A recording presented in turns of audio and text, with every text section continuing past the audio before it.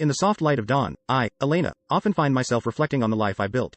Nestled in a quaint town, our home is a tapestry of countless memories, each thread a testament to the life Marco and I have woven together over 15 years.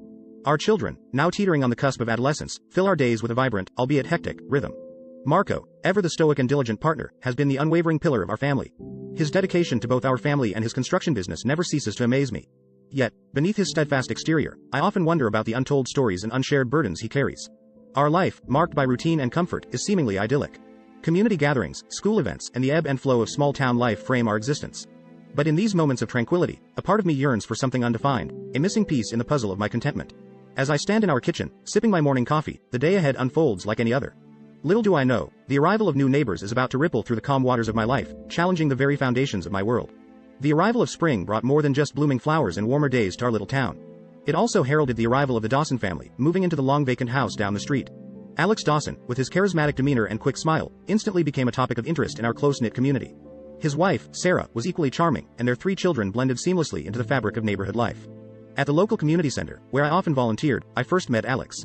His approachable manner and effortless conversation made our initial interactions pleasant, if somewhat unremarkable. However, as fate would have it, our paths crossed more frequently. School events, neighborhood gatherings, and chance meetings at the grocery store soon became common. I noticed a change in myself during these encounters. A flutter of excitement, a quickening of my heart whenever Alex was near. It was perplexing, this newfound awareness of someone who was, after all, just a neighbor. I chided myself for these foolish thoughts, reminding myself of the life and family I cherished. Marco, ever absorbed in his work, seemed oblivious to these subtle shifts. Our evenings were often spent in comfortable silence, with him recounting the day's challenges at work and me sharing tidbits of neighborhood news. I never mentioned Alex, fearing that even the slightest acknowledgement would breathe life into these unwarranted feelings. As the days turned into weeks, I found myself looking forward to community events more than I ever had.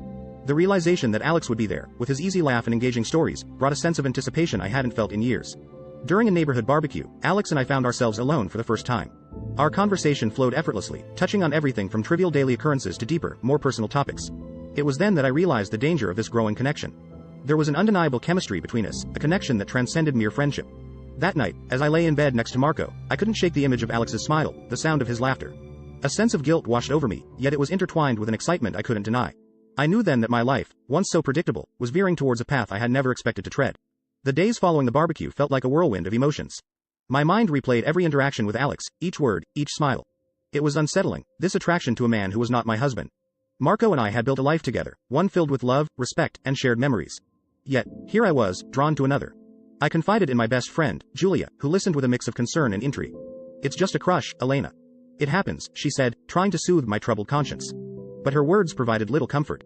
This felt more intense than a mere crush. It was as if Alex had awakened a part of me I didn't know existed. At work, my thoughts often drifted, leaving me staring blankly at papers on my desk. My students' voices seemed distant as I grappled with my internal conflict. I knew it was wrong, this burgeoning feeling for Alex. I had to quell it, for the sake of my family, for my own peace of mind. Yet, as much as I tried to suppress these emotions, they only grew stronger.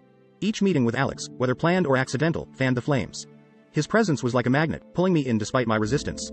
One evening, while Marco was away on a business trip, Alex and I found ourselves alone at a community event. Our conversation meandered through various topics, eventually landing on our personal lives. He shared his struggles with moving to a new place, the challenges of adapting to a different community. I listened, empathizing, and before I knew it, I was sharing my own feelings of restlessness, my yearning for something more. It was then that I realized the dangerous territory we were treading. The air between us was charged with an unspoken acknowledgement of our mutual attraction. I excused myself, claiming an early morning at work, and left in a hurry. That night, alone in my bed, I wrestled with guilt and confusion. I loved Marco, I loved our life together, but this connection with Alex was undeniable. It was a forbidden allure, one that threatened to shatter the very foundation of my existence. As I lay there, a single tear escaped, tracing a path down my cheek. It was a tear for the life I knew, for the innocence lost, and for the uncertainty of what lay ahead. In the quiet of our bedroom, with Elena asleep beside me, the weight of my thoughts often keeps me awake. My construction business, once a source of pride, now teeters on the brink of collapse. The stress of unpaid bills and looming debts is a constant companion, gnawing at me day and night. I've kept these troubles from Elena, not wanting to burden her with my failures. She has always seen me as her rock, her steady hand in the chaos of life. Admitting my vulnerabilities, my fears, would shatter that image, an image I've worked hard to maintain. Lately, I've noticed a change in Elena. She seems distant, lost in thought, her laughter not as frequent. I've attributed it to the mundane stresses of life, her job, the kids. But deep down, a nagging suspicion tells me it's more than that. I push these thoughts away, fearing what they might reveal. The truth is, I've been so wrapped up in my own struggles that I've failed to see the growing chasm between us. Our conversations have become superficial, our interactions routine. The passionate love that once defined us now feels like a distant memory. I remember the early days of our relationship, the effortless connection, the shared dreams. We were a team, facing the world together. But now, it feels like we're drifting apart, each lost in our own battles.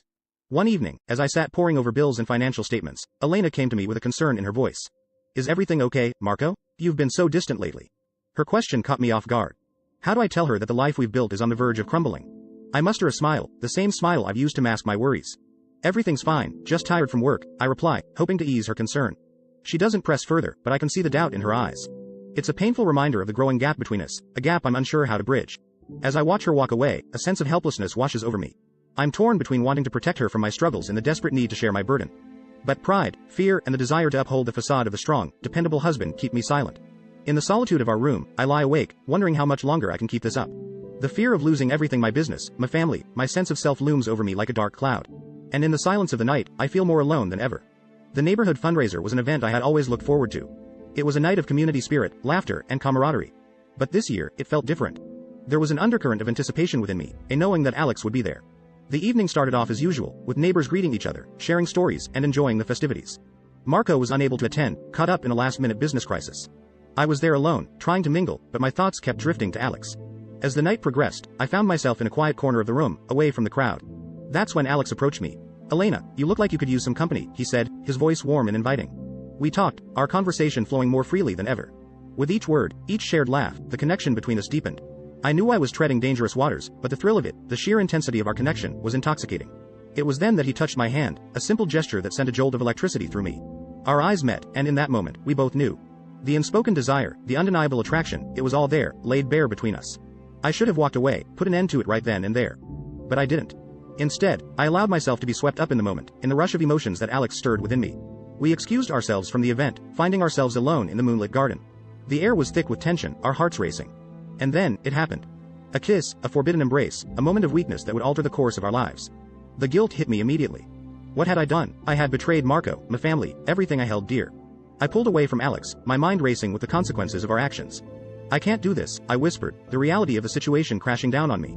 Alex nodded, the regret evident in his eyes. We both knew this was a line that should never have been crossed. I hurried home, the weight of my guilt a heavy cloak around me. Marco was still out, and the house was quiet. In the darkness of our bedroom, I lay awake, tormented by my actions. The kiss with Alex was a mistake, a moment of folly, but it was also a wake-up call. It revealed the depth of my unhappiness, the longing for something more. But at what cost? The realization that I had jeopardized everything I cared for filled me with dread. As the night stretched on, the image of Marco's trusting face haunted me. I knew then that my life could never be the same again. The path ahead was uncertain, but one thing was clear.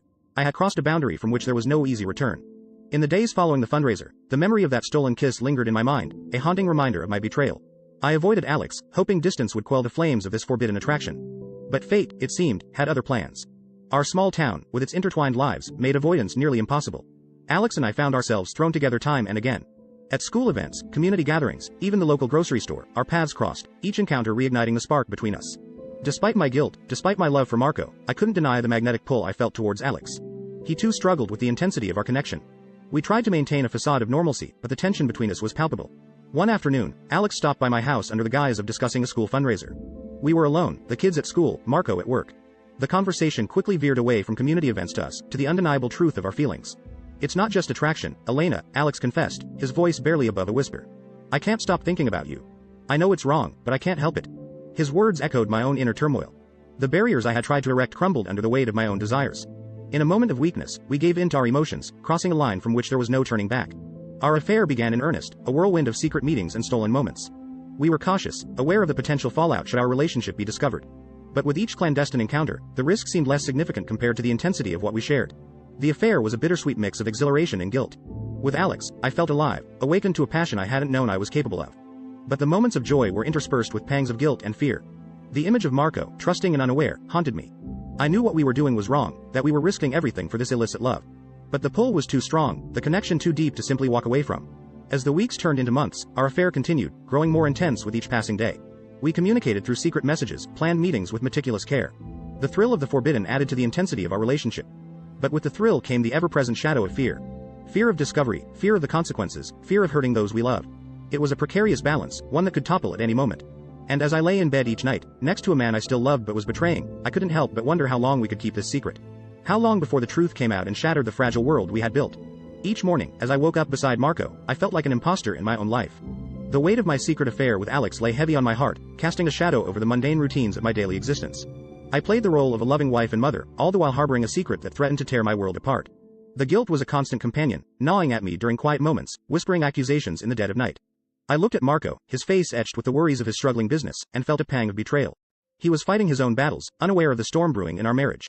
My children, too, became unwitting actors in this charade. They went about their days, innocent and oblivious to the turmoil within their mother. I watched them laugh and play, and my heart ached with the knowledge that my actions could cause them unimaginable pain. With Alex, I was a different person, passionate, alive, and reckless. Our stolen moments were filled with a fervor that I had never experienced before. But the aftermath of each encounter left me feeling hollow, a shell of the woman I once was. The affair was like a drug, intoxicating and addictive, but also destructive. I found myself caught in a web of lies, each one leading me further away from the person I used to be. The Elena who valued honesty and integrity seemed like a distant memory, replaced by someone I barely recognized. I began to resent myself, loathing the choices I had made, the deception I was living. There were moments when I resolved to end the affair, to come clean to Marco and try to salvage the remnants of our marriage. But each time I saw Alex, my resolve crumbled, and I was pulled back into the tempest of our illicit relationship. The dual life I was leading took its toll. I became distant, distracted, my mind always elsewhere. Marco noticed the change, his concerned glances and probing questions becoming more frequent. I deflected and lied, hating myself more with each falsehood. As the affair continued, the moments of happiness with Alex became overshadowed by the fear of discovery. The risk of our secret being exposed loomed large, threatening to destroy everything I held dear. One evening, as I lay in bed, the reality of my situation hit me with full force. I was living a lie, hurting the people I loved, risking my family, my marriage, my very sense of self. The affair, once a source of exhilaration, had become a prison of my own making. Tears streamed down my face as the magnitude of my betrayal sunk in. I had ventured down a path that had no easy return, and the cost of my actions was becoming too great to bear. The guilt, once a dull ache, was now a piercing pain, a reminder of the woman I had become. As dawn broke, I knew something had to change. I could no longer live this lie, torn between two worlds. But the thought of facing the consequences of my actions filled me with dread. How could I possibly repair the damage I had caused? How could I face Marco, my children, and myself with the truth of what I had done? In the stillness of the morning, I realized the hardest decisions lay ahead. I had to find the courage to confront my mistakes and face the uncertain future that awaited me. The day my world came crashing down started like any other. I went about my morning routine, all the while carrying the heavy burden of my secret. Little did I know that by the end of the day, everything would change. It was a simple mistake, a forgotten phone left on the kitchen table, that spelled the end of my carefully constructed facade. Marco found it, saw the messages from Alex, the undeniable evidence of our affair. The look on his face when I walked into the room and saw him holding my phone is etched into my memory forever, a mix of disbelief, hurt, and betrayal. His voice, when he finally spoke, was filled with a pain that cut through me. Elena, how could you? The question hung in the air, heavy and accusing. I stood there, frozen, unable to form the words that could explain the inexplicable. The confrontation that followed was a blur of tears, anger, and heart-wrenching confessions. I tried to explain, to apologize, but words seemed meaningless in the face of such betrayal. Marco's anger was palpable, his sense of betrayal deep. He spoke of trust, of love, of the life we had built together, all now tainted by my deception. As Marco's words poured out, the reality of what I had done hit me with full force. The pain in his eyes was a reflection of the pain I had caused. Our children, hearing the commotion, came into the room, their confused faces adding to the agony of the moment. In the days that followed, our home became a battleground of emotions. Marco, grappling with the betrayal, withdrew into himself, his pain turning to a cold distance that was even harder to bear. I tried to reach out, to repair the damage, but the chasm between us seemed insurmountable. The news of our affair spread through the community like wildfire, fueled by gossip and judgment. Friends and neighbors looked at me with a mixture of pity and disdain. I had become the subject of whispered conversations, the protagonist of a scandal that rocked our small town. Alex, caught in the storm of our exposed affair, faced his own turmoil. His wife, Sarah, devastated by the betrayal, struggled with the decision to stay or leave. The Dawson family, once a vibrant part of our community, became shrouded in the shadows of our indiscretion. The consequences of our actions were far-reaching and devastating. My relationship with Alex, once a source of passion and escape, had become a symbol of my greatest failure. The affair had not only destroyed my marriage but had also fractured the lives of those around us. As I faced the aftermath of the exposed affair, the full weight of my choices bore down on me. I had risked everything for a fleeting moment of happiness, and now I was left to face the consequences. The future, once certain and secure, was now uncertain and fraught with pain. In the wake of the revelation, I struggled to come to terms with the new reality. The once happy home Marco and I had built was now filled with a heavy silence, a constant reminder of the trust I had broken. The unraveling of my life was a harsh lesson in the consequences of our choices, a reminder that some mistakes cannot be undone. As I grappled with the fallout, I knew that the road ahead would be long and difficult, filled with regret and the daunting task of rebuilding what had been shattered. The days following the revelation of my affair were the longest and darkest of my life. The house, once filled with the sounds of a happy family, was now eerily silent, each of us isolated in our own worlds of hurt and confusion. Marco, the man I had loved and shared my life with for so many years, became a stranger. The warmth in his eyes had been replaced by a cold, distant look that I couldn't penetrate. He moved through the days like a ghost, his presence a constant reminder of the pain I had caused. Our children, caught in the middle of this storm, were confused and hurt. They didn't understand the details, but they could feel the tension, the shift in the atmosphere at home. I tried to reassure them, to maintain some semblance of normalcy, but the facade was difficult to uphold. I saw their hurt, their disappointment, and it broke my heart. The betrayal had not only shattered my marriage but also the trust of my children. They looked at me differently now, their innocent eyes filled with questions I couldn't answer. I had always been their protector, their guide, but now I had become the source of their pain. As the days turned into weeks, Marco and I barely spoke. When we did, our conversations were strained, filled with the unspoken words and emotions that lay between us. The house felt like a battleground, each of us tiptoeing around the minefield of our shattered relationship. The decision to separate came from Marco. "I need space, Elena. I can't be around you right now," he said, his voice void of the warmth it once held. The words were a dagger to my heart, but I knew he was right. We needed distance, time to process the hurt and betrayal. Moving out of our family home was one of the hardest things I've ever had to do. Packing up my belongings, I felt like I was dismantling my life, piece by piece. Each item, each memory, was a reminder of what I had lost, what I had destroyed. Staying with Julia, I found little comfort in the escape from the tension at home. The guilt and shame followed me, a constant shadow that I couldn't shake off. Julia tried to support me, but I could see the disappointment in her eyes. I had let down everyone I loved, and there was no escaping that reality. As I lay in the guest room at Julia's house, the loneliness was overwhelming. The life I had known, the family I had cherished, was slipping away from me. The consequences of my actions were more far-reaching and devastating than I could have ever imagined. The affair with Alex, once a secret escape, now felt like a distant, painful memory. He too was dealing with the fallout, his own family in turmoil. Our paths rarely crossed now, and when they did, there was an unspoken understanding of the damage we had caused. In the quiet of the night, I found myself reflecting on the choices I had made. How had I let things go so far? How had I been so blind to the consequences? The answers eluded me, lost in a sea of regret and sorrow. The broken bonds of my family were a stark reminder of the fragility of trust and the price of betrayal. As I faced each day, I knew that the journey ahead would be filled with challenges, with the daunting task of finding forgiveness and rebuilding the trust I had shattered. The fallout of my affair extended far beyond the walls of my home. In our small town, news travels fast, and soon everyone knew of my indiscretion. The community I once considered myself a part of began to view me through a lens of judgment and disdain. Walking down the streets, I could feel the eyes of neighbors on me, their whispers like invisible darts. The warm greetings I once received were replaced by cold shoulders and averted gazes. Friends I had known for years suddenly found excuses to avoid me, and I became a pariah in the very place I had called home for so long. At the grocery store, I overheard hushed conversations, snippets of my own story being recounted with added embellishments. The shame was suffocating, making even the simplest of errands feel like an ordeal. Even at work, the atmosphere had changed. Colleagues who used to chat with me now kept their distance, their interactions polite but distant. My role as a teacher, once a source of pride and joy, now felt tainted. I wondered if the parents of my students talked about me, if they questioned my integrity as an educator. My affair with Alex had not only broken my family but had also shattered my social identity. The trust and respect I had taken years to build were gone in an instant, replaced by a reputation I never imagined I would have.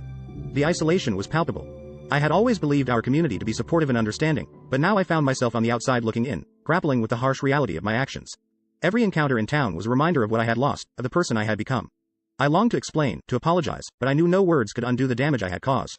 The Elena who had been a valued member of the community was no more, replaced by someone I hardly recognized. In my solitude, I reflected on the irony of it all. In seeking something that I thought was missing in my life, I had lost so much more.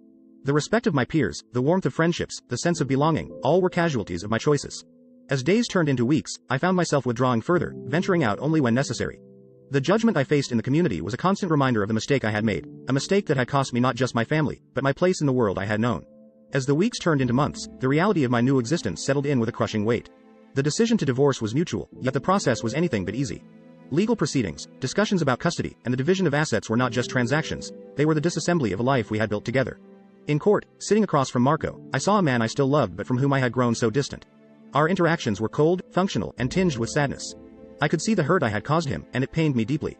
The divorce was more than just a legal end to our marriage, it was a stark symbol of my failure as a partner. The impact on our children was the hardest to bear. They were torn between two worlds, trying to understand the complexities of adult relationships that even I couldn't grasp. I tried to be there for them, to maintain some semblance of normalcy, but our interactions were strained, overshadowed by the unspoken truth of my actions. Professionally, the consequences of my affair had rippled through my career.